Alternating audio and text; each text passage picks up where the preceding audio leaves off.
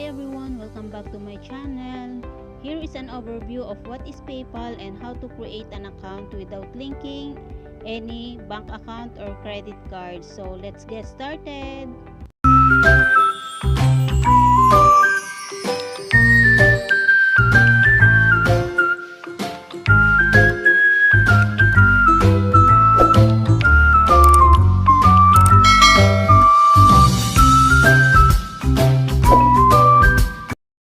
Open natin ang ating browser and then i-search natin yung sign up.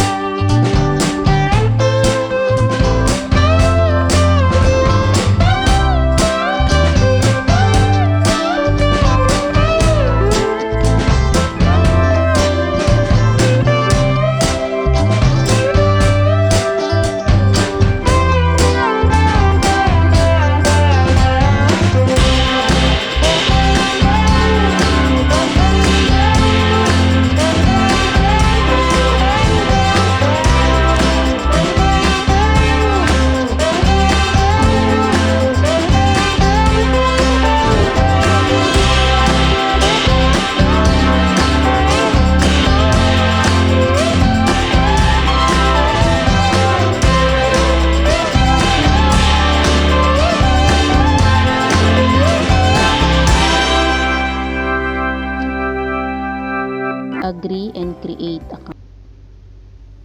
So ito na yan. I-back lang natin siya para mapunta tayo sa dashboard. Guys, ito na yung ating PayPal account.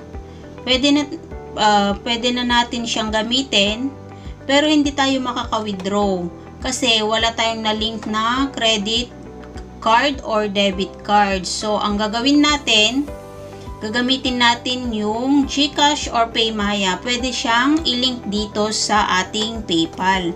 So, ang gagawin natin, i-open natin yung i-enter natin email address natin dito. And then, click natin yung next. So, kailangan ulit ng password. And then, click lang natin ulit yung login.